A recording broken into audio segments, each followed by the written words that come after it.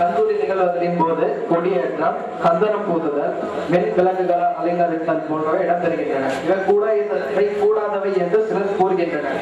சில பெண்கள் கூட விழா போஸ்டர்களை கிழித்தெறிவதாக கேள்விப்பட்டோம். இதற்கு தங்களின் பதில் என்ன? இப்போ கொடியேற்றம், கொடியை யூஸ் பண்ணுவது மார்க்கத்தில் கூடுமா? நபிகள் நாயகம் ஸல்லல்லாஹு அலைஹி வஸல்லம் அவர்கள் கொடியை உபயோகித்திருக்கிறார்கள். பல்வேறு கட்டங்களில் அது இருக்கிறது. யுத்தத்தின் போதெல்லாம் நபிகள் நாயகம் ஸல்லல்லாஹு அலைஹி வஸல்லம் அவர்கள் கொடியை தான் உபயோகித்திருக்கிறார்கள்.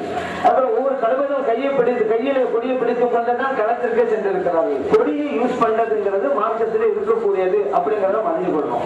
அடுத்து சந்தனம் பூசுவது அப்படிங்கிற பத்தி கேட்டாங்க. சந்தனம்ங்கிறது ஒரு மனமான பொருள். மக்கள் கூடுகின்ற இடத்துல மனமான பொருளை உபயோகிப்பது அப்படிங்கிறது சுன்னத்தான காரியங்க. அதை நினைவில் வைங்க. கூடும் அப்படிங்கிறது அல்ல, சுன்னத்தான காரியம்.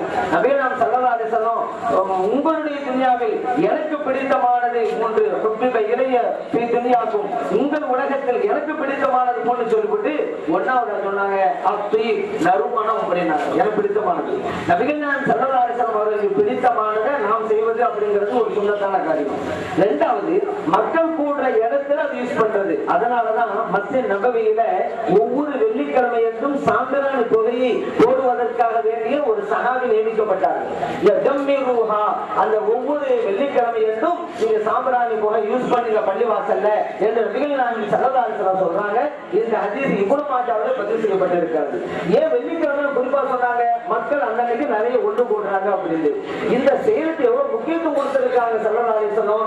இதற்கென்று ஒரு சஹாபியை நியமனம் செய்கிறாங்க. எந்த அளவுக்கு சொன்னா, பாவு சொல்றது ஒரு சஹாபி நியமிக்கிறாங்கல்ல, அவங்களுக்கு அரபியில முஅத்தின் அப்படி நம்ம சொல்றோம்ல, அந்த மாதிரி இந்த சாம்பிராணி புகை போடுவதற்காக நியமிக்கப்பட்ட சஹாபியுடைய பெயரு நுஐம் இப்னு அப்துல்லா. அந்த சஹாபி அவங்களுக்கு பேரு என்ன தெரியுமில்ல, முஜம்மிர் அப்படின்னா மக்கள் யூஸ் பண்ணுவாங்க.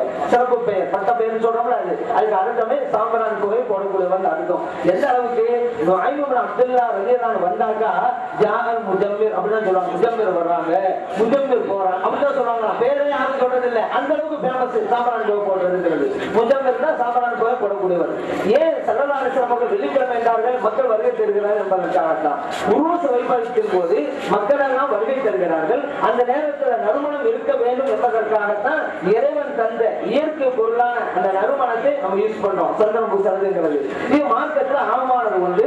ஸல்லல்லாஹு அலைஹி வஸல்லம் அவர்கள் மக்கள் கூட இடத்துல உபயோகித்துக் கொண்டு இருக்கிறார்கள். அந்த வகையில தான் நம்ம செஞ்சுக்கிட்டு இருக்கிறோம். அடுத்ததாக கேட்டாங்க, மின்விளக்குகளால் அலங்கரிப்பது அப்படிங்கிறது. பொதுவாகவே இந்த கந்தூரி பெருவிழான்னு வச்சுக்கிறீங்க, மின்விளக்கு அலங்கரிக்கப்பட்டிருக்கு. காரணம் என்ன? அல்லாஹ் குர்ஆனிலே சொல்லி காட்டுறான், மக்களுக்கு சொல்லுங்க, அல்லாஹ்வுடைய ஃபضل அருள் வந்திருக்கிறது, வபி ரஹ்மத்திஹி இறைவனுடைய அருள்கொடை வந்திருக்கிறது, கபிதாலிக வலியஃப்ரஹு அந்த ரஹமத்தை எண்ணி பார்த்து மகிழ்ச்சியை வெளிப்படுத்தட்டும்ங்கறான். ரஹமத்து வந்திருக்குது, நினைத்து பார்த்து மகிழ்ச்சியை வெளிப்படுத்தணும். இந்த வசனம் சொல்லுது. இன்னொரு வசனம் சொல்லி காட்டுது, வமா அர்ஸல்னாக இல்லா ரஹ்மத்தல் லில் ஆலமீன். நபிகள் நாயகம் ஸல்லல்லாஹு அலைஹி வஸல்லம் அவர்களே, உங்களை இந்த அகிலத்திற்கெல்லாம் ரஹ்மத் அருள்கொடையாக அனுப்பி வைத்திருக்கிறோம்.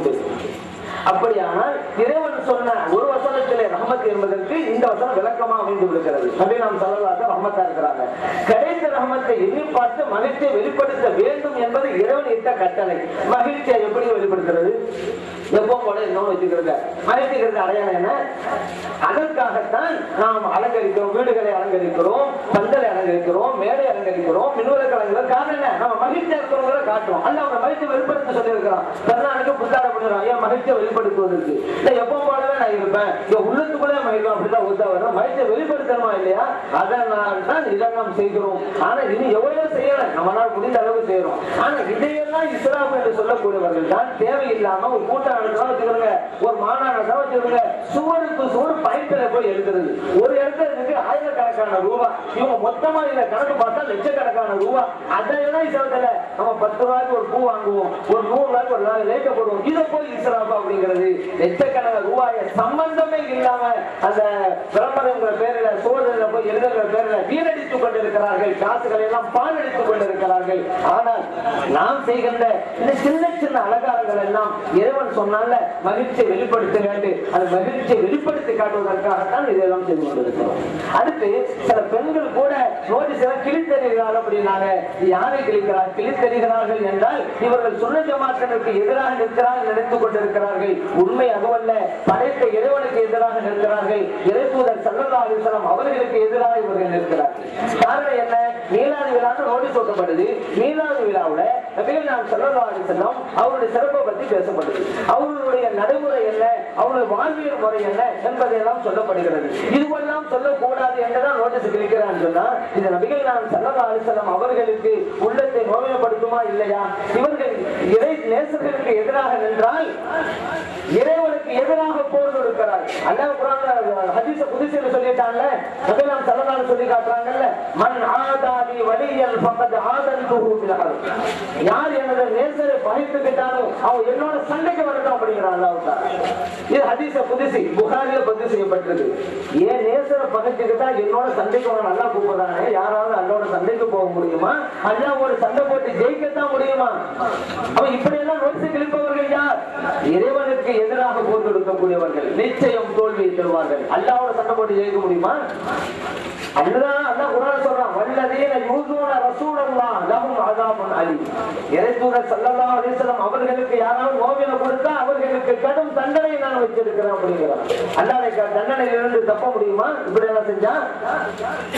இன்னல்லதீன யூஸூனல்லாஹ வ ரசூலஹு லஅனஹுமுல்லாஹு ஃபித் துன்யா வல் ஆகிரா. அல்லாஹ்வையும் அல்லாஹ்வுடைய ரசூல் ஸல்லல்லாஹு அலைஹி வஸல்லம் அவங்களையும் யார் நோவினப்படுத்துறாங்களோ அல்லாஹ் தஆலா அவங்களை சபிக்கிறான், அவங்க மேல லானத்தை இறக்குறான். ஃபித் துன்யா இந்த உலகத்திலும் வல் ஆகிரா மறுமையில்.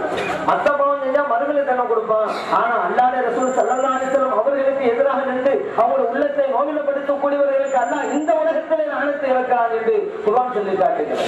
வஅதலஹும் அஸாபன் முஹீனா. இழிவுபடுத்தும் வேதனையை இறைவன் இவர்களுக்காக தயார் செய்து வைத்திருக்கிறான் என்றும் இந்த வசனம் சொல்லி காட்டுகிறது. அப்படியானா நோட்டீஸை கிழிப்பவர்கள் சுன்ன ஜமாத் எதிராக நிற்கிறோங்கிறது அல்ல, அல்லாஹ்வுக்கு எதிராக நின்று அல்லாஹ்வுடைய லானத்தை அவர் வாங்கிக் கொள்கிறார். இறைத்தூதர் ஸல்லல்லாஹு அலைஹி வஸல்லம் அவர்களுக்கு எதிராக நின்று அல்லாஹ்வுடைய லானத்தையும் சாபத்தையும் சுமந்து வருகிறார்கள். இப்படிப்பட்டவர்களை அல்லாஹ் காப்பாற்றுவானாக.